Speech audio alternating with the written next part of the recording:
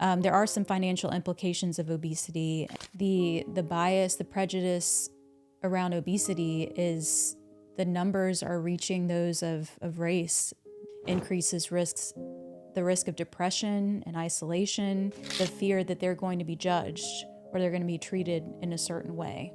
The people who are obese and they have a food addiction, it's hard. You wear it around yourself, you know? With a little health and a little wealth and a lot of love, that's the life that we live. Suits and scrubs. Hello, everybody! Welcome to another episode of Suits and Scrubs. I'm your co-host, Zachary SVP, where we talk about a little bit of health, A little bit of wealth, and a lot of love. All right, so before we jump into today, we always have a side story. And if you guys watch our season 2, we're in season 2 right now, 30-day challenge. Our 30-day challenge, we landed on Akkermansia supplementation. Akkermansia supplementation. So we talked about a little bit of that last time. We did order it, but we did not talk about the financial aspects of Akkermansia. So it cost us about $100, $50 per person a month. For a 30-day supply. For 30-day supply. Mm-hmm. And then we talk about the stool testing. What's the stool testing? So it's a gut microbiome test where... I did not lead the witness. I did not lead the witness. All right, so you guys are freaking out. I did not think you were going to drop that word this time, I swear. What word? Microbiome. Yes, I know that was mean. So... I'm going to start getting meaner with my words. So microbiome is the word, and we said the word, so we have to stop the episode, and she's going to spin the wheel of punishment. I swear, if I get rhyme time. I know, rhyme time, you do One not. more Do it time. hard, babe. Do it hard. Okay. Do it hard. You know how to do it hard. Do it hard. I love that sound. Oh, no. This is Wardrobe reverse But that doesn't mean I wear yours. You wear something of mine. for the next episode. Yeah. Yes. All right, so wardrobe reverse is what she landed on, guys. So what that means is she has to wear something from my wardrobe. Honestly, it's not gonna be as fun as me, but I don't. If I wear whatever you, I have to throw it away. I know you damage. I'm gonna damage it. So if I do, yeah, if I get wardrobe reverse, like we are not gonna get any viewers. So tune in to next episode, and you'll see me in something. Of mine. All right. So that's our side story. So I try to jazz it up a little bit because this episode's heavy. Mm-hmm. The title of this episode is Controversial Weight Loss Topics. Dun, dun, dun. So we were talking about some very controversial topics around weight gain, weight loss. And these topics include the stigma around obesity, the body positive movement, and medications that you can take for obesity and weight loss. We're also going to explore the social economics of the impacts of obesity and obesity treatment. I think you can't really look at weight gain, weight loss without understanding the socioeconomic impacts. So before we jump into it, we do have a disclaimer, but we just want to take a pause for a second and talk about why this is so important to us. Well, I didn't introduce my co-host. I'm so super excited about this episode that I actually want to just jump right in. But let me introduce my co-host. So I have Emily MD. She's double board certified in obesity and internal medicine. She's exploring functional medicine, which is really hot right now, as well as aesthetics. Fun fact about Emily. Well, actually, can I do a fun fact about the household? Okay. Okay. Can I? Yeah. Okay. So fun fact about the household. Guys, Netflix just dropped Avatar: Last Airbender. I know I talked about this 2 episodes ago, but I'm about to show you how much of a nerd I am. The cartoon is probably my number 1 most watched series. Game of Thrones is number 2. Shout out to Tam Bam. Game of Thrones. We watched the live action. Mm-hmm. What do you think about it? I think it is, a lot of things are good. It stays true to the storyline. It does. The graphics are great. The special effects. The special effects and visuals, you guys did that.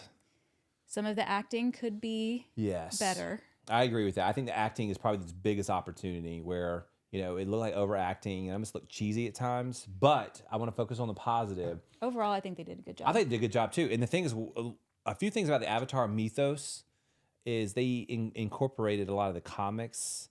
I know you guys were freaking out about Ko. I think they did a great job with Ko. And then Ko's mother was the many face god or whatever. Why are you looking at me like, oh, okay, this drink is strong. Here at Susan Scrubs, we do a recorded date night, and I made drinks way too strong, but it's Buffalo Trace. It's good. Anyway, so the multi-face god, if you would, spirit, is Ko's mother, and they made reference to that. I about freaked out. I'm not going to do any spoil. I guess that is a spoiler. No, that's not really. Like if you watch the mythos, they drop that in there. By the time this episode airs, like Avatar will be long gone. But I think I'm a super lot of excited people about it. will have no idea what we're talking about, but that's okay. Yeah. But anyway, that's the fun fact about the Big B household. We watched all of it. We binged it. Yep. If you're not in Avatar, get into it. And You get to introduce me. without further ado, my co-host, Mr.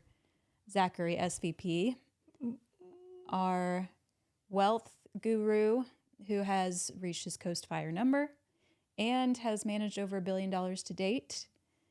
And fun fact, what is my fun fact going to be about you today? You don't have one on standby? I did until you threw me for a loop with the Avatar. And I started thinking about Avatar.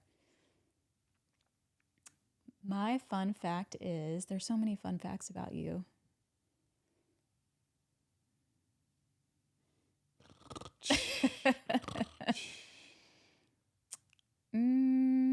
Is that he has a thing of the week or a thing of the month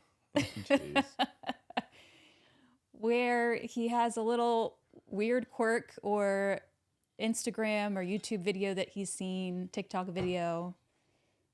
And we kind of talked about it in the last episode, but his newest thing is Bleeker. I love that damn bird. Bleeker the bird.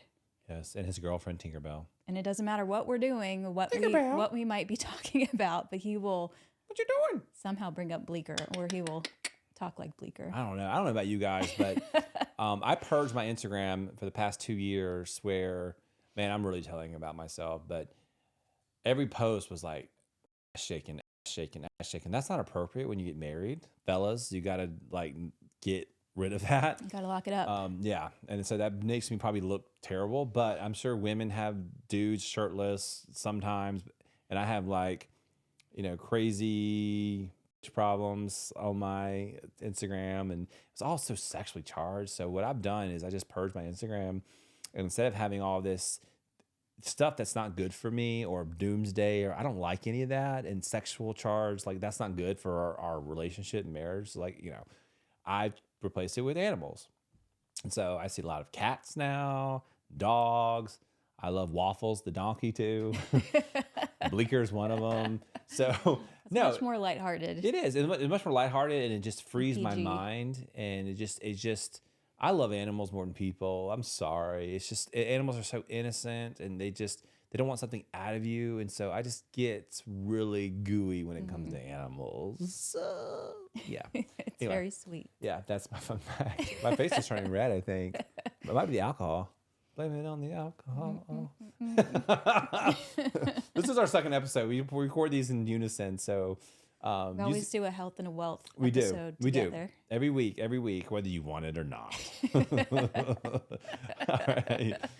Okay. Well, so I think we're going to talk about the disclaimer. Why this yes, is important. I won't give the hook again. Important So to us. yeah. Why don't you start? Why it's important to you? So I really feel like this has kind of led me throughout the entirety of my career. I dealt with weight issues when I was younger, when I was in elementary school and in junior high.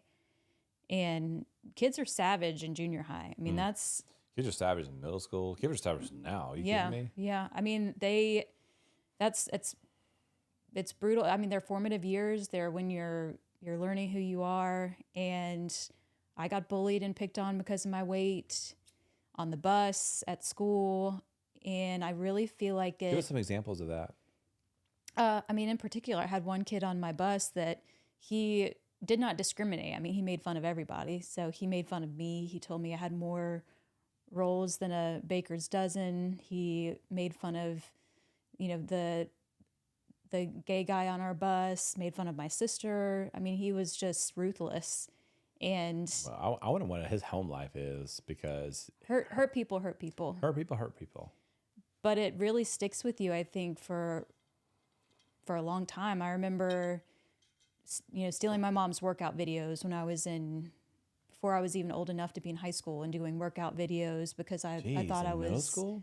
I thought I was too fat. And, once I got into high school and I played tennis, and that really thinned me out, but I still saw myself as that overweight little girl, and it impacted the way I felt about food. It impacted exercise.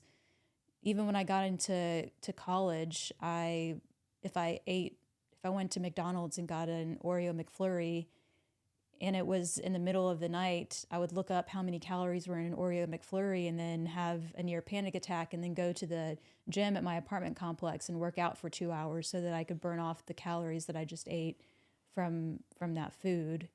And it didn't matter how thin I got. Not an eating disorder? I mean, it certainly can be. I remember you told me that, but now as I think about it, like that's like you exercise all the calories that you're intaking.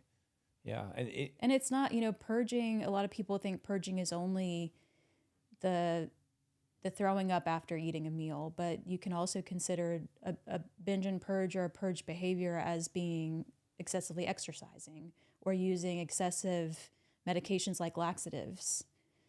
Jeez. So you had an eating disorder. You just didn't know it. At the time I felt like this is probably a little bit extreme, but I always felt better when I was thinner and I got more attention, and the positive reinforcement of having people compliment you when you lost weight, and I personally panicked if I ever gained even a few pounds. I would be distraught about it, and I would have to, to pivot, change course, and get back to the weight that I was before. And if I was at a different weight, even if it was technically a healthy weight, I've really always struggled with body dysmorphia and self-esteem issues. Yeah. And I think it really all ties back to my childhood. I think it does for a lot of people. Yeah. But when I didn't think that sorry to interrupt, but this is like, we're going to take our time in this episode. This episode is 2 hours. This is super, super important. We're not going to sleep underneath the rug. I think that you still struggle with body dysmorphia. I mean, anyone who has eyes sees you, and you're absolutely stunning. You're gorgeous. You're a beautiful woman inside and out. And I always tell you this. I think confidence is so sexy. Like, it really is sexy to me. Like, I could see one of my friends is a body positive movement, and her confidence is sexy, and so, I think a gift that I would love to see from you is just to know that you are beautiful and you are sexy. Not because I'm telling you as your husband, because you really feel that way. I don't think you feel that way a lot. And that it's really concerning. And it's troubling because, even before we get ready for these episodes, sometimes it takes you longer because you are a little OCD about the way you look. And you can roll up out of bed and slap on some, I don't know, Vaseline and you know what I mean? I mean, sometimes your hair would be like, you know what I mean? But at the same time, you're still beautiful. It's something that sticks with you, and it's hard to quiet those thoughts. Inner critic. Yep. Which we are actively in therapy for that. Yeah. Not me, but her. Anxiety. Have been for a long time. And it leaches into a lot of aspects of your life. It leaches into your professional life and your dating life. It leaches into your professional life. Like imposter syndrome. Yeah, making you feel like you're not good enough no matter how much training you do, how much of a professional you are in that field.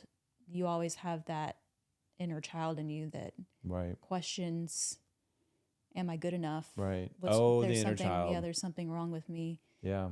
And really, I think a changing point for me too was in college. I decided, I changed my major like 6 times. I went in knowing that I was probably going to do pre-med, but the way that pre-med works for a lot of different colleges is that you can choose whatever major you want as long as you stay on that pre-med or pre-health track where you do all the prerequisites. And so it's easier if you choose something probably like biology or chemistry because you have to get those classes in. Right. I think I started as a history major because I was like, I love history. Do you? I do. I love history. I always have. I've known you for 6 years, and this is news to me. Zoom in, Joe, and Josh. But I do. I love history. I love learning about it. You love learning. That's one thing I do agree. And knowing where we've come from. But it did not match up with the pre-health at all. So it was taking a lot of extra courses. And so I had changed and pivoted multiple times to make it a little bit easier to stay on that pre-health course. But I had an advisor that said, well, it's not a very characteristic major for people who are going into medicine, but food science and human nutrition is one that might be a little bit more interesting for you, not as dull as taking being a biology major or a chemistry major. And so I decided to do that, and it was life-changing. I remember my nutrition professor at the university. What a good guidance counselor. I'm sorry to interrupt you, but what a good guidance counselor. I did not get that advice. What was his name? Let's shout him out. Honestly, this is going to be terrible. I don't remember. It's been so long. Emily does not have the best memory. If you watch our last episode, I was quizzing her. She does not have the best memory. She has, I swear. I've got too much stuff up here. I was telling her, we all have this brain capacity, and Emily has stuffed it all with medicine. There's this little bit that doesn't have medicine. Just a little bit.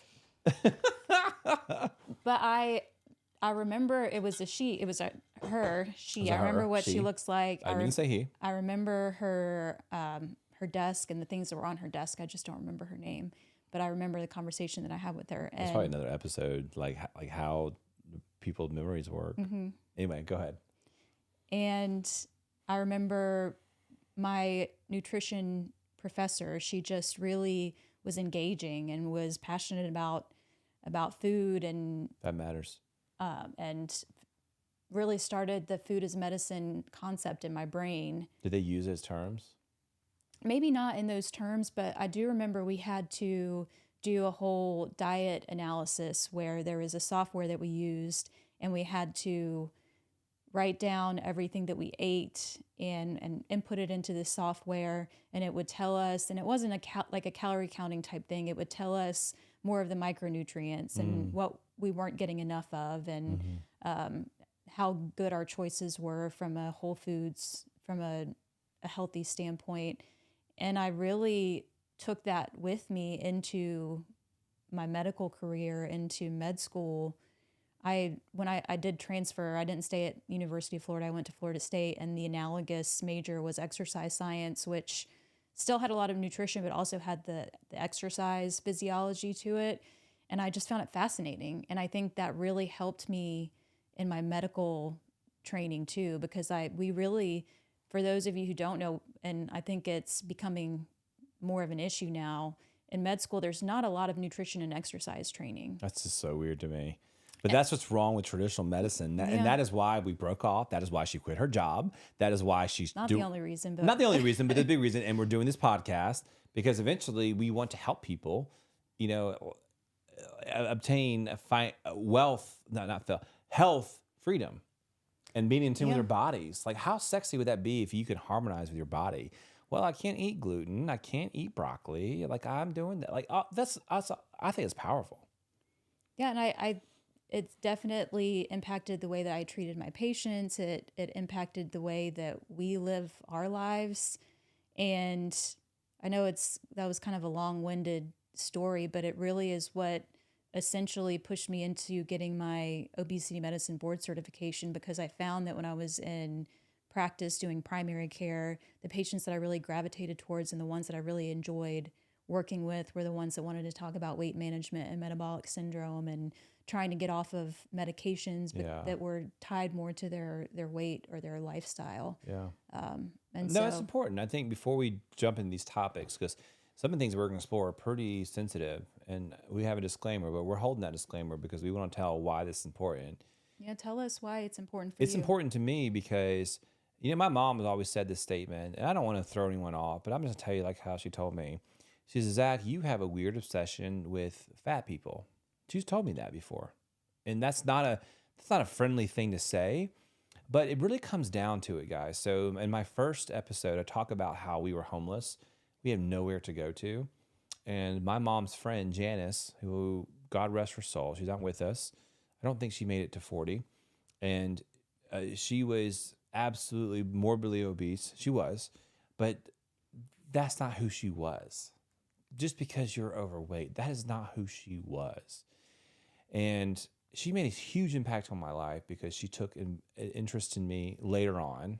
It didn't not, growing up, I didn't like her, but later on she did. And she taught me so much about the human psyche. And, she was a wife. She was a sister. She always wanted to be a mother. And we were her children. Like we were her children. My older brother, younger brother, and me were her children. And such a special place for me. And, I would never forget it. I talked about this in the first episode, or the second episode, I don't remember. But my mom called me and she said, Zach, are you in a safe space? I said, no, Mom, I'm at work. She said, oh, you got to call me back. And she was really upset. I said, Mom, what's going on? And after like 2 minutes of trying to get it out of her, she's like, well, I hate to tell you this at work, but, Janice died. And she died in her sleep. And it was really, really sad. And ever since then, I had a little obsession with, really morbidly obese people. Like I'm talking about 200, 300, 400 pounds overweight. I think Janice was about 200 pounds. She's like 5'2", 400 and something pounds. Not that I just say that just so you can illustrate like that. And, the doctor said she passed away in her sleep because she couldn't breathe. She choked on her weight. And so I've always had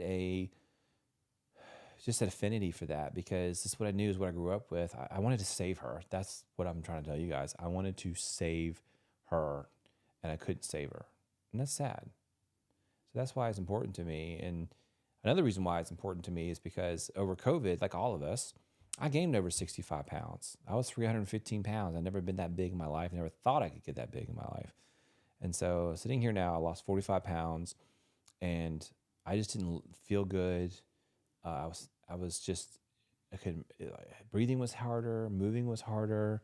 I was uncomfortable. I did it to myself because the gyms were closed. I was depressed. I didn't have any social interactions. And so that's another reason why I think this is so important to me about all these topics. So let's jump into, so we went down there, a little emotional for us, but let's just jump into the disclaimer. I think it's important for us to jump there first so people understand as we dive into this and we talk about this. You want to take it away?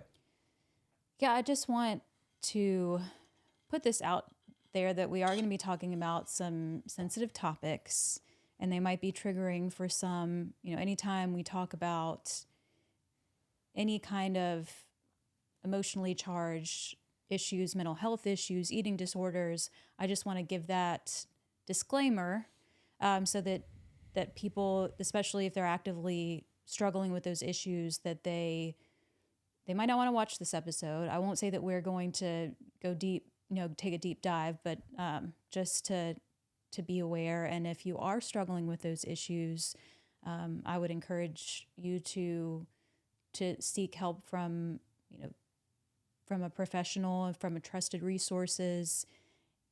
And we definitely want to be as sensitive as we can with this discussion. We're really doing this to try to just spread knowledge and education. And so we hope this is helpful for everybody, all 4 of our viewers. Yeah. But yeah, I think to Emily's point, I think it's important to, if you are struggling with this, seek professional help. I think it's mental health is real. Addiction is real. Get help for it. There's enough information out there where you can explore that information and find help. I think it's so, so important. We're huge proponents of We are. mental health. Yes. We've been in therapy. We did post-marriage therapy, pre-marriage therapy, and post-marriage. Well, hopefully we won't have post-marriage. Hopefully we will stay Oh, married. geez. Yeah, you're right. When I say post-marriage, that meaning we did marriage. After we got married. After we get married. But that's where you want to go. Are you angry with me? No. Okay. All right, guys. So the next segment we have is Refactions. Refactions! In this segment, we'll be reacting And fact-checking. on viral content. Get it? Refactions! All right. So this is Selena Gomez. Selena Gomez was trolled for her weight yet again. She was in attendance at the Lakers-Nets game while a video of her went viral. She can be seen attending the game. However, online trolls were quick enough to judge Selena's appearance and started making mean tweets about it. If you didn't know, Selena faced the same a few days ago when she attended the Golden Globe Awards. She had even replied to the haters in a funny way before. But looks like the trolls are not stopping. However, many fans came to her defense and gave it back to the haters. What are your thoughts on this? What are your thoughts on this? To me, things like this just infuriate me, and I think it's disgusting the way people comment on weight. And I know this is in the celebrity realm, but people do it every single day. And you don't know what someone's going through. You don't know if they have a health condition. And really, that shouldn't matter. I mean, we should give kindness to everyone. And there was, I think, one of the comments on that short, on that clip, someone said, of course she's eating. I think she was eating popcorn or something at the game. And I just think it's so distasteful to comment on things like that. And for those of you who don't know, Selena Gomez has lupus. She has an autoimmune condition. And I can only imagine she's been on prednisone, on steroids. She's been on medications that can contribute not only to weight gain, but also water retention. And so they can also change the distribution of fat, in your face and other places in your body. And it's a serious condition. You can go into kidney failure. You can have chronic joint pain. You can run all kinds of symptoms through the list that she could be struggling with. And probably the last thing that she needs is the public commenting on her body type and how she looks. I did not know. And even at the Golden Globes, and I think she looked beautiful. And it's just how our society is. I think it's just so distasteful and unfortunate. Yeah, I think it is. I think not knowing what someone's going through, I don't think anyone has a right to focus on women's bodies. I think that's such a hot topic right now. We won't talk about it, but I know Alabama's doing their whole thing about IVF, which if you guys have been watching us, we talk about IVF almost every episode. Won't go there. But it's a challenge because I don't think someone's physical appearance should dictate how that reinforcement. You said it yourself, when you felt skinny, when you felt good, that you were getting a lot of positive reinforcement. And I think that weight gain and obesity, if you are severely overweight, I think it's the only addiction that you can visibly see their addiction. And guys, I won't just expose it now, but I have addictive personality, and addiction is something that I know very, very well.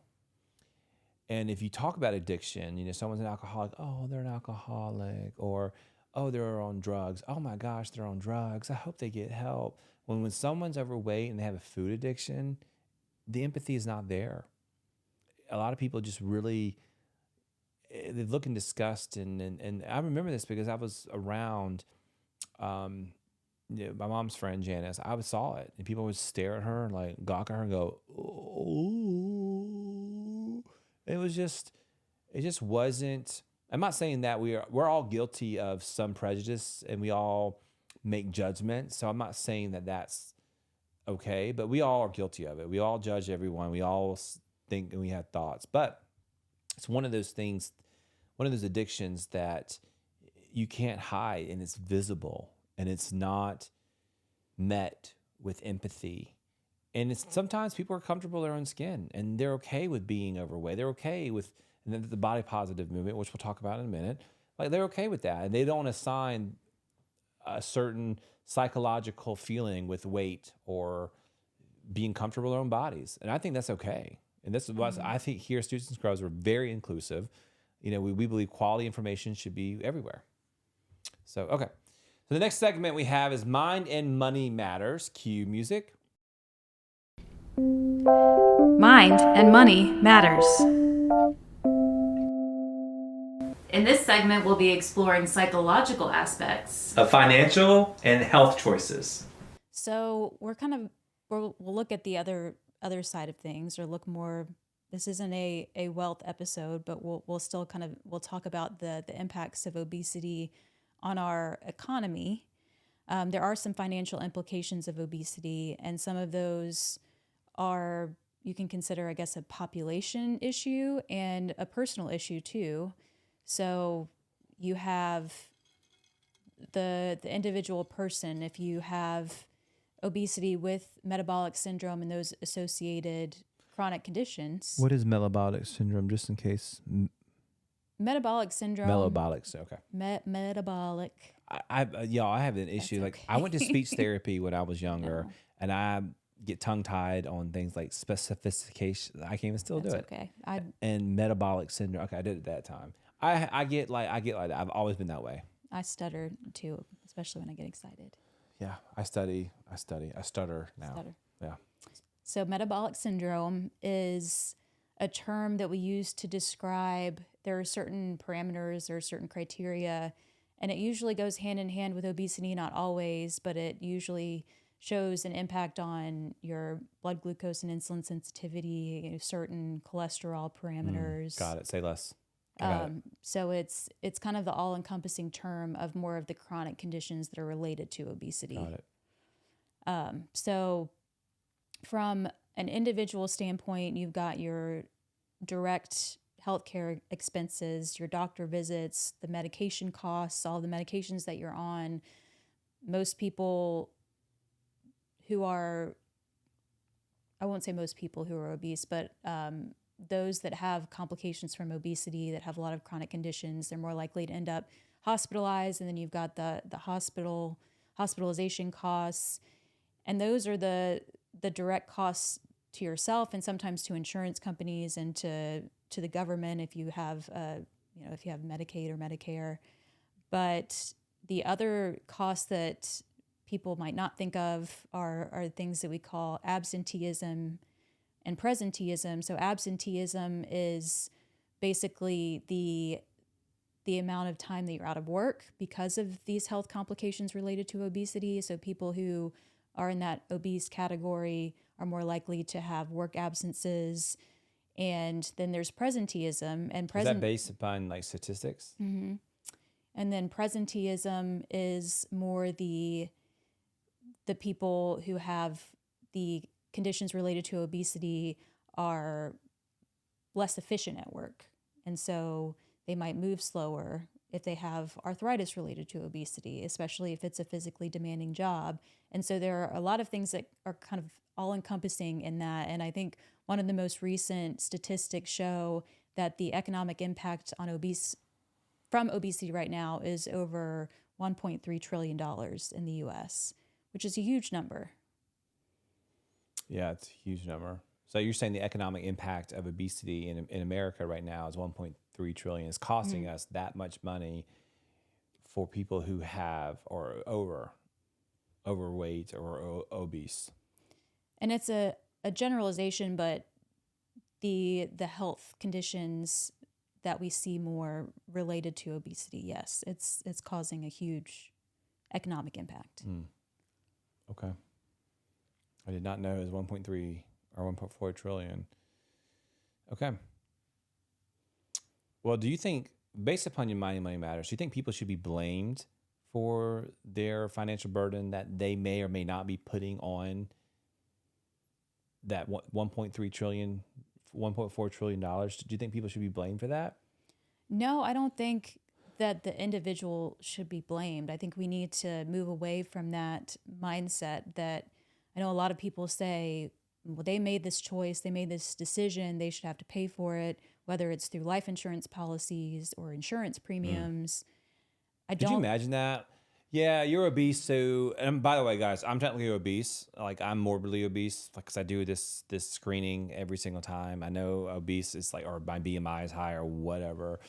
And so I'm in this category, so I can speak to it, even though I don't necessarily look like that. And that's what people have told me. Hey, you're not obese. Well, according to the records, according to my tests I do every year, biometric screening, I am morbidly obese. And then I get a call from my company-sponsored health plan. And they're like, well, have you lost weight?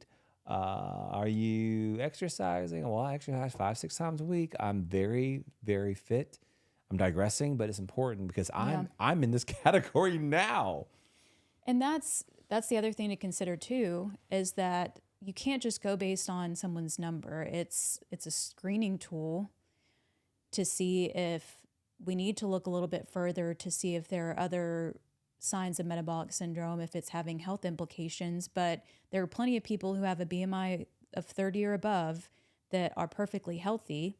Muscle weighs more than fat.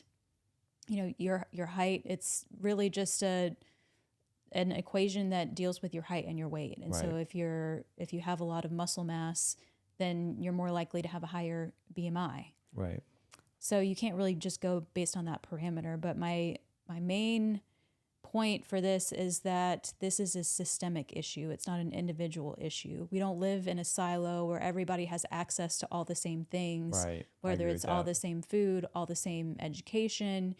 And a lot of us have thought that we can rely on our government to protect us when it comes to food and only provide food that is safe for us to eat. And I think we're seeing more and more that the food that's available to us is not necessarily safe anymore. This ultra processed food. I was going to say, like, I get really excited. Finish your thought. Sorry. Go ahead.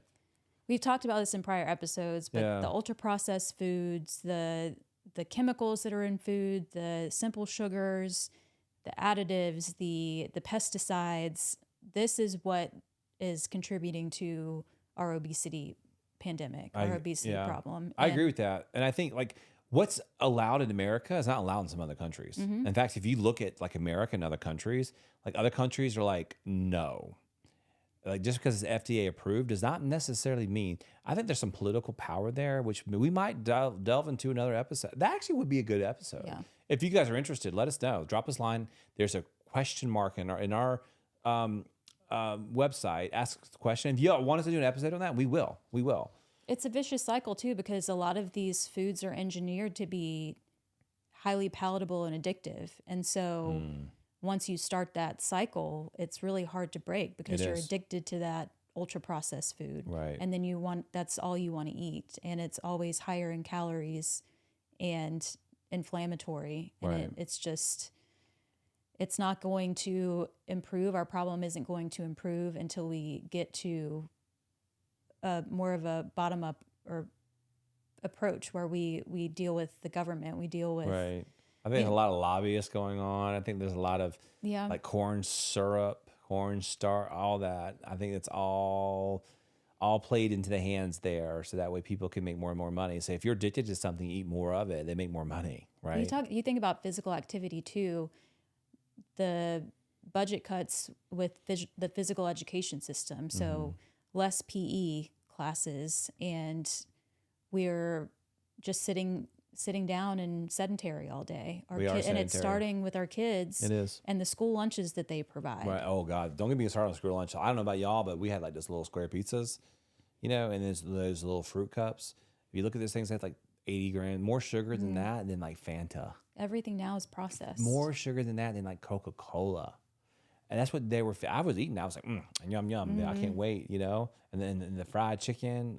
You know, I love fried chicken. Italian dunkers. There Yeah, was all never that. anything. I've never seen anything nutritious. healthy. Yeah, for sure. And that's what we're feeding our children. And it's no wonder that we're running into higher and higher obesity rates Exactly. every single day. Exactly. And so you talked about something that was interesting is not everyone has access to information. Not everyone has access to certain things. So are there social injustices as it relates to obesity? Yeah, so I think that's a big issue. And it leads to a lot of downstream problems. We have what we call food deserts and food swamps. And so I heard of food desert. I never heard of food swamps. It made you define those. So food deserts are areas where there is very little access to grocery stores or healthy food. And I think it's a newer term now, but food swamps are considered those areas that are probably also food deserts, but they have ready access to convenience stores and gas stations and the ultra processed food. So not only do they not have access to the healthy foods, they have something at every corner that is going to market and sell them this ultra processed food. You know, it's funny. We were in Mexico last year, and we went to gas station after gas station, and these gas stations had these high sugar, high everything. I couldn't even find beef jerky. Usually you can find beef jerky at every gas station, but I could not find beef jerky or protein shakes or anything like that. Because I was like, you know, I'm in a foreign country. You know, we're in Tulum, so we're going to be in our bathing suits most of the time. We got some parties to hit up. I don't want to be, you know, looking kind of bloated, you know. You should see some of my friends, you know, what, Josh Cocker, if you are watching, I'm calling you out. Dude has abs on abs on abs. He's with me on this. Seth Zellner is also real health conscious. But we couldn't find anything. And so, yeah, that was a food swamp because they had food, but it was like this high sugary shit. Yeah.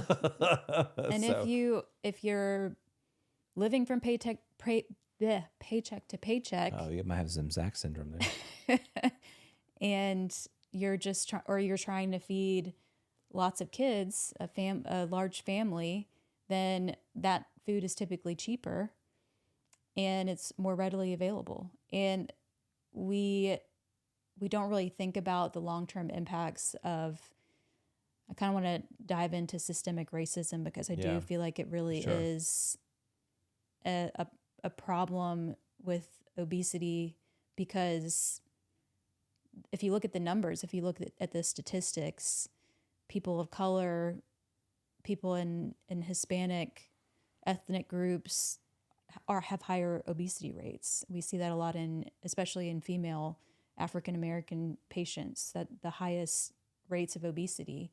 And diabetes is pretty severe. And if you adjust that for income and socioeconomic status, that gap narrows and sometimes completely goes away. And so it's not necessarily a genetic issue. It's more a socioeconomic issue. Access to more money. Yeah. I was having a conversation with someone. She prefers to be called Black American, not African American. That's what she tells me. I'll go with it. But she's told me, like, she posted something on her social media. I had a long conversation about this with her. And she said that don't blame the medical system. Open up your cabinets. If you have diabetes, high blood pressure, you're on blind, high sugar, look at what you're eating. Yeah, and I was just like, wow. And she posted it on Facebook, and I commented, and we had a long conversation about this. And she said, no, like, she said this, I can't, I'll say it. She said, my people need to look at what they're eating, look at the sugar, look at the content, and stop. It ain't no medical system. It's us. It's our people. We need to stop eating like this. I'm like, dang, girl, that's not me. That's her. Anyway. Well, you can go even further back, and you can research redlining years and years ago, which is actually a big financial term that we say And we actually cannot say that as a financial services industry, by the way. Do you want to tell? Yeah, right. Redlining give was a definition. Yeah, redlining was keeping people in the communities and neighborhoods based upon their attributes they can't control, which is their race, their religion, their whatever. And so people did not want, I should say people, I will be honest, white people did not want other things part of their neighborhoods, which is so fucked up. Pardon my French. I do not believe that. That is not me. If you know anything about me, I mean, you can look at my groomsmen and women. I look like damn Skittles. I have someone from Egypt. I got someone from Korea. I got a groomsman who's black. I don't give a shit. Politically incorrect. I don't give a shit, but I'm being honest. Like I'm a big believer in this. So go ahead. I know you are. But that was the start of a problem, has downstream effects. You see a focus or a concentration of convenience stores and these easy marts and gas stations that are surrounding those areas that were historically black areas versus or Hispanic. Hispanic or historically white areas where they have more of the grocery stores and the health food stores. And so if you think about it, if they're not able to, if they don't have transportation, if you have lower socioeconomic status, you're going to stay in that area. You're not going to be able to drive to the grocery store, or you're going to have to spend money to find transportation to go to the grocery store. And so it's just keeping those issues within these geographic boundaries. Yeah. I just don't even think that's even fair. That really just bothered me. Like, I don't know. I know a lot of people don't want to be in these situations, and if this all you knew is all you know, like it's hard to look past and think differently, you know? Yeah. I don't know. That really bothers me, just because I feel like everyone should have access to quality information, which if you listen to our podcast, you will. But no, quality food, and not be subject to what is available to you. And you may not have the economic means to go past that. Woo, that bothers me. No, and especially now, we'll have another episode probably on the cost of groceries and food inflation. Yeah, food inflation. And it just, I think it gets harder and harder, and there's a bigger separation between socioeconomic classes. Yeah. And it's scary. And I mean, we can go beyond race and talk about the other social injustices of obesity and just talk about the stigma associated with it, the stigma, bias, prejudice, discrimination, however you want to refer to it. That's a major problem too. Yeah. And I think like if you think about discrimination, I think it's the population that of people who are discriminated against probably the most. You know, because again, I'm not saying that every single person is overweight. Some people are comfortable in their own skin. I'm not saying that. But people who are obese and they have a food addiction, it's hard. You wear it around. You wear it around yourself, you know? Well, some of the statistics do show that the bias, the prejudice around obesity is the numbers are reaching those of race. And it's surpassing, or it's becoming one of the biggest reasons for prejudice and discrimination. Yeah, and shout out to Allie. She's listening. You know, Allie's part of this body positivity movement, and she has 4 friends. They're called the 4 Fab Fatties. That's what they call themselves. They have a YouTube channel out there, so check it out. And they just talk about being, you know, I think I'm going to butcher this. If I butcher this, to me note. But she says she's tired of being the fat friend, so all her fat friends got together, and they're all the fat friends. That's her. That's not me. That's her line. And she's comfortable in her own skin, and I think it's a beautiful thing. I think, like I said, confidence is sexy. And the reason why I bring this up is because there's this one person, this one video that they did went viral, had 250,000 views, and this one person just went in on them for 30 minutes and just was disgusting. It's terrible. You know, and then going through and name calling and was prejudiced. And maybe we'll show a clip of that, not to give him airtime. Maybe we won't, actually. Maybe we'll show a clip of them, of what went viral and why that was so viral. You know, and there was people like, we're fat girls. We do this. We're fat girls. We ask for boost. Like, I'm a big dude. I'm 6'6", almost 300 pounds. Like, I related to some of that. I'm not a fat girl, but I'm a big motherfucker. So I relate to getting a booth, asking for seconds. I eat. I told Emily, like, being a big guy, there's some responsibility in that. I've always got to be to the back. Always got to get a booth. Always got to get some food. I'm always hungry. So Always got to get that emergency row seat on the. Exactly. Anyway, I digress. So, I mean, it's true. We talked about bullying issues at the beginning of the episode, Right. but it really is a problem. It's a problem for kids, and I think it starts at that age, and it increases the risk of depression and isolation, which then further triggers food addiction. Right. And a lot of people don't feel comfortable going out to exercise, especially joining a gym, because of the fear that they're going to be judged or they're going to be treated in a certain way. And so I just think that's disgusting. If someone's in the gym and they're trying to better themselves and you have comments or you're making prejudices, or I think it's just like, that's so dumb. You're making fun of someone to better themselves. hurt people, you know? But still, that's just not okay. So don't do that. Don't do that.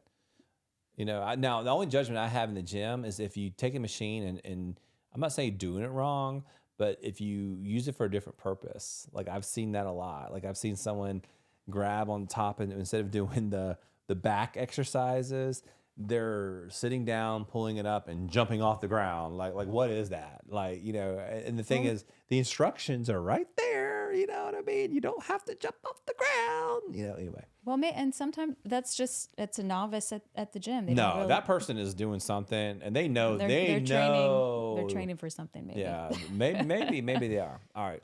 So, but just to add on top of that, we said we were going to delve into eating disorders a little bit, and there's a misconception that there are no eating disorders in those who are obese, and I would say there are significant percentages of people who are obese that have issues with binge eating disorder, which is an eating disorder, or bulimia can be common in those who are obese, and so it's not something that you should discount. It can definitely. People can have disordered eating and body dysmorphia and body issues based on the outside looking in and how people treat them in society. Yeah, I agree. Well, do you believe, we talked about body positivity movement, do you believe in the body positivity movement? I believe everyone should be loved and everyone should be respected. And someone should not be judged based on their weight or the way that they look. And I don't think it has to be I think you can be body positive. I think you can be for the body positive movement while also wanting people to be healthy. And I know there's a lot of controversy with that. There is a lot of controversy with that. And I'll preface that by saying you don't have to be a certain size or a certain weight to be healthy. There are plenty of studies that show that people might have a BMI over 30. They might technically be obese, it's not only in those situations where you have high muscle mass, but if they are physically fit, if they're active and they exercise regularly, they have a certain physical fitness, then their mortality is lower than someone who has a normal weight, who is sedentary and is skinny fat and doesn't, so I don't think that we should be idealizing certain body types and saying that this is how everyone should look. Right. And even if you are obese and you're unhealthy, I don't think people should be treated differently because of that, or I don't think that there should be prejudice. I don't think people should be bullied for that. Right. And then also I think that people should have access to quality, healthcare. So there's 2 or 3 people that I've talked to about this, and people who would go in the obesity category and their doctors or their healthcare just doesn't treat them well. Well, you're fat. That's why you're doing this. Well, I mean, you got to work on your bedside manner. That may be true, but there's a better way to put it. But what I've gathered from them, by the way, guys, I'm just shooting to you straight. This is the conversation we had with our photographers. If you gave us permission, you said that we could talk about this, but why she was having issues getting pregnant, and there's like, yeah, you're just fat. That's what's going on. You just need to lose weight. Yeah, but that wasn't what's going on. You know, that may have contributed to some not being fat, but maybe being overweight or whatever. But let's just get into the brass tacks. We're talking about something controversial. So body positive movement. So do you think it glorifies obesity? And I'm just asking the question. Don't you send me hate mail? I think that's where the controversy comes in, and where a lot of these, exercise physiologists and nutritionists and, they say, like, you shouldn't be glorifying obesity. I don't think that you should be maybe glorifying the behavior that can lead to unhealthy outcomes. So that's a tough one. And I'll give my opinion on this. I think that if you are body positive, but you represent health, like, let's say that, you have PCOS, or maybe you don't even have a condition. Maybe you're comfortable in being your size, but, you exercise, you try to eat somewhat healthy, but I don't agree that everyone should, I don't think people should be bullied, but I don't think that you should sit there and eat donuts all day or mass quantities of food. And I don't think that you should be bullied for it, because I think there's definitely addiction there. But I don't think that you should be comfortable with that lifestyle, because it's not healthy. It's not. I'm sorry, but it's not healthy. Well, there are other behaviors. I think people should move your body. I think people should try to eat healthy. I think that we have access to large quantity of foods. I'm sorry, I didn't interrupt you. But no, I don't think that. I do believe in body positive movement, because I do believe that there's a space for everyone, and everyone should be comfortable in their own space.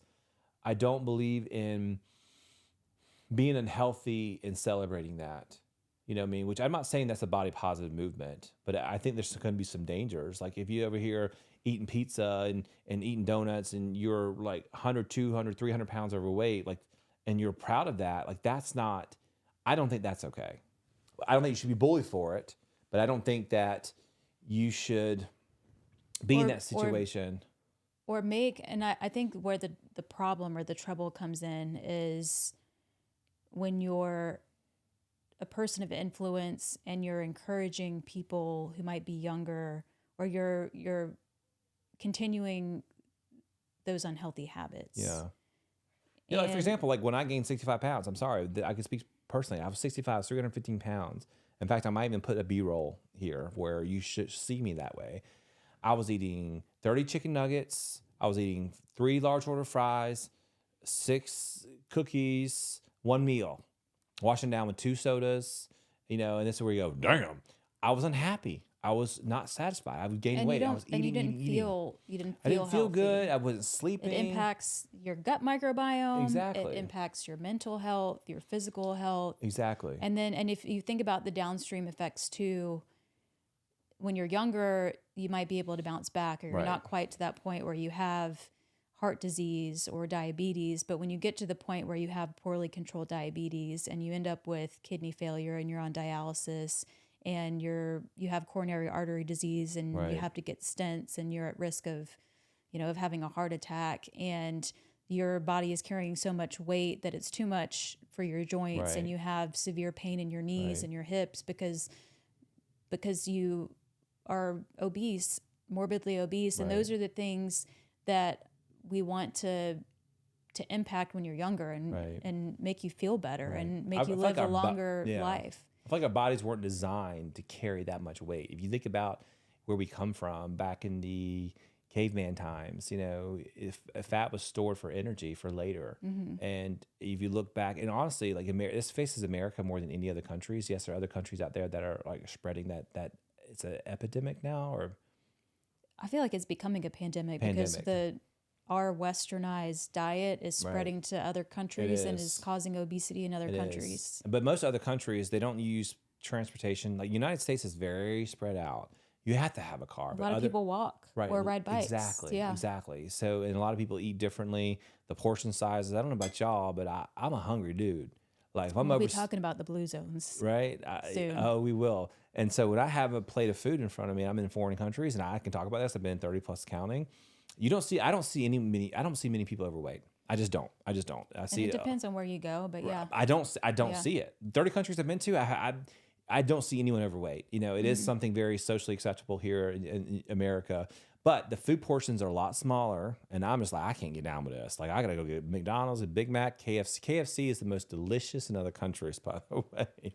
I'm digressing, sorry. But the biggest point, I think, is that everyone is a human being and should be treated as a human being and should be respected and should be loved for who they are and not for their weight, the way that they look in any way. It doesn't have to just be their weight, the color of their skin, the shape of their nose. You know, it doesn't matter. And we're such a superficial country, and that's a discussion for another day. But I think that you have to promote health, and you want everyone to live a long life and to be there for their family and to feel good. And I think they're maybe two separate issues, but that's my main comments on body positivity. Yeah. I think it's great for someone to be confident, and especially if they're active and they are eating healthy. You know, we follow Whitney Way Thor and her journey and the issues that she's had. I think everybody has their own journey, and there are other habits like smoking cigarettes and using tanning beds and drinking alcohol, going out and partying. There are other habits that are very detrimental to your health too, but I don't think that they're as stigmatized as obesity is. Yeah. So hear that, guys. Hear that. I know we talked about as a glorified obesity. That's a very controversial topic. We gave our thoughts on that. I don't think someone should be at home and just being proud of just eating like pizza and donuts and all this other stuff, and then glorifying that if they're not being active and trying to make a healthy lifestyle choices for them, because it's just not healthy. It really is not healthy. It's not. It really isn't. But I don't think they should be bullied and picked on for it. I don't. I just don't. I don't think it's right. All right. So we talked about the body positive movement. And definitely this episode is going to be a lot longer than our normal ones. But so what do you think about weight loss medications for your patients? We talked about this a little bit, but maybe don't go into too much detail just because we can point people back to those other episodes. But yeah, what do you think about weight loss? Yeah, I think it speaks to, and I kind of mentioned this earlier, we don't live in a silo. We don't live if we lived in this utopian society where everybody had access to high quality organic produce and an abundance of whole foods, and there wasn't access to all these ultra processed foods.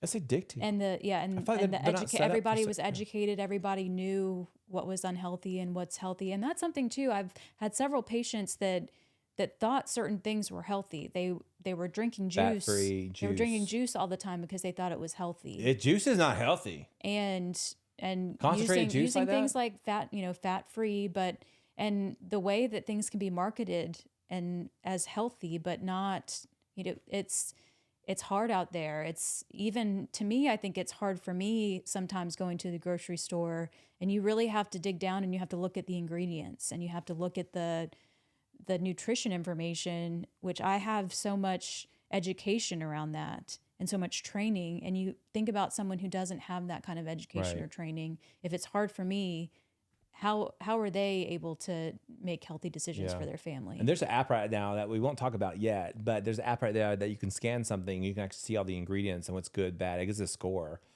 Maybe we'll get sponsored by them. I'm serious. Maybe probably not, because I don't think they're they're free, paid by anybody. I think they're really just trying to spread the word. Get sponsored. So. But my reason for saying that is you have to work with the situation that you have. Mm-hmm. And if it means, I would much rather put someone on a medication that can help them lose weight and can help decrease their mortality or their death risk and take them off of other medications. And I know it's controversial because they say when you go off of these medications and you just gain the weight back, or these medications have side effects, or they've only been around for a certain number of years and we Right. don't know what the end effects are going to be. Yeah. Which But we we talked about know, those. what do we know? We Yeah. know what the end effects of obesity look like, especially if your Right. BMI is over 40 Yeah. and above. You can have heart disease, you can have diabetes, which can lead to kidney disease, which can lead to blindness, which can lead to all of these other complications. And if we are starting a medication that can help to improve that and can help you to get off of some of these other medications, I think it's a great thing. Yeah. And that's a lot of these nutritionists or exercise physiologists will say it's just, people are just using it as a magic bullet, and maybe so. And I think it's overutilized by some people, and it just speaks more to socioeconomic status because it is so expensive. It is expensive. People who have more, if insurance doesn't pay for it, people who have more discretionary funds are going to be able to have Right. access to this medication. And Right. so there are other problems that go Right. along with that. But I Right. think if you have something in your arsenal that is going to help someone improve their metabolic health, and with a caveat that you have to also change lifestyle, and Right. while you're fighting this food noise and these cravings, which some of these weight loss medications can help with, Right. learn how to eat healthier, Yeah. learn how to be more active. Yeah. But we talked about this a lot in the previous episode, so we won't dive too much deeper here. So I guess we'll just move on just because we have a full episode on this. Yeah. I will say this in closing because I think it's important to tie our personal story into this. Guys, I'm telling you, I'm 25 pounds overweight and I cannot lose this damn 25 pounds. I just can't. Like, I'm eating, like, my work gets in the way, life gets in the way. I went to the gym once this week. I'm not proud of that. I went 4, 5, 6 times, even 7 times since the beginning of this year. It's a big goal for mine. And I'm looking to get help because I am food addict. When stress and all that, like, I want to get on these medications too to help me lose 25 extra pounds that I just need to lose. Like, not because it's more of like, I know what I feel like at that weight, and that's, I want to get back to that. So, okay. We talk about medications. What's your position on a bypass? Sorry, I keep moving, I know, but for some reason I keep sinking in this chair. So would you ever recommend the gastric bypass surgery, to folks? Some people consider it extreme. It is a major surgery and there are potential complications, and not only the surgical complications, but also the post-surgical complications, whether it's a gastric sleeve or it's a full bypass. Depending on how aggressive the surgery is, it can cause some vitamin and mineral deficiencies that, if you're not on top of it, it's something that can cause more downstream effects. But I think the alternative for some of these people that have severe cases of class 3 and above obesity that have a lot of health concerns, especially with diabetes, if you have morbid obesity or class 3 obesity with uncontrolled diabetes, having a gastric bypass procedure can immediately improve your blood sugar. And I think that they're good for certain people. We have followed Tammy from 1,000 Pound Sisters. That's right. And Amy. I think we mentioned this in prior episodes about her husband and how he died from complications from obesity. And he was so young. He was, I think, in his 30s, maybe 40s. Really sad. And He's like a really sweet fella. yeah, and she was finally able to get surgery. She really struggled with issues, but her whole life has changed in Yes. just a manner of a year or Right. 2 years just after getting this surgery. And so I don't think it's necessarily the first step for everyone. And the other benefit to some of these injectable medications is that sometimes it can be so effective that it can keep people from needing to go to that Right. place where they have to get a surgery that can cause complications down the road. But it's something that I think should be considered if it needs to be. Yeah. So it sounds like to me you have a different hierarchy, like do it yourself, try to get through that. If that's not helping, then maybe do medications. If that's not helping, then probably you should consider bariatric surgery. It's better than the alternative, which is dying from weight gain complications. Well, any final thoughts with this episode? I know we talked about the controversial topics of body positive movement, weight loss, weight gain, body dysmorphia, social injustices, social economics. Anything else you want to say before we close? I feel like this sounds very miscongeniality and world peace of me, but well, before you answer that, like if y'all don't know Emily, y'all really don't know her. Emily doesn't have a mean bone in her body. She does wish the best for everyone, and she got into medicine for the right reasons. She really does want to help people. This is not a facade. It's not fake. This is who really she is. She really does. She doesn't meet a stranger. She doesn't wish any harm on anyone. She just doesn't. Me, on the other hand, I'm a little rough around the edges. I also don't wish harm on other people, but I do have strong opinions on things. So anyway, go ahead, Miss Congeniality. I was just going to say that Oh, peace. love one another, be kind to one another. I think that's the main thing to remember each and every day, that everybody has their own struggles and might look different from you, but you can still be kind and empathetic. You are very kind and empathetic. What does the Bible say? Something about glass houses throw stones. You shouldn't. What is it? You shouldn't throw stones in glass houses. I don't think that's in the Bible. It's not in the Bible. But what does the Bible say? Well, I will say Jesus picked up that whore. What's her name? Mary Magdalene, who was getting bad. Oh, she's about to get stoned. She was about to get stoned by a group of people, and you reached out her hand and pulled her up. And she probably was a sex addict or love addict, whatever. And he picked her up, and he didn't judge her. We shouldn't judge either. Yeah. Should not judge others. We should not. All right, guys, that's another episode. Wow, what a journey. That not expected to go in some of those areas, but thank you guys so much for watching. Until next time, a little health. Little wealth. And a lot of love. Bye.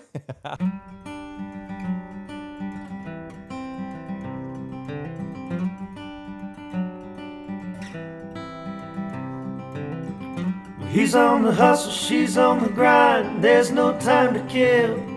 We're saving lives and new deadlines, and there's some holes to fill. With a little health and a little wealth and a lot of love. And that's a life that we live. Suits and scrubs.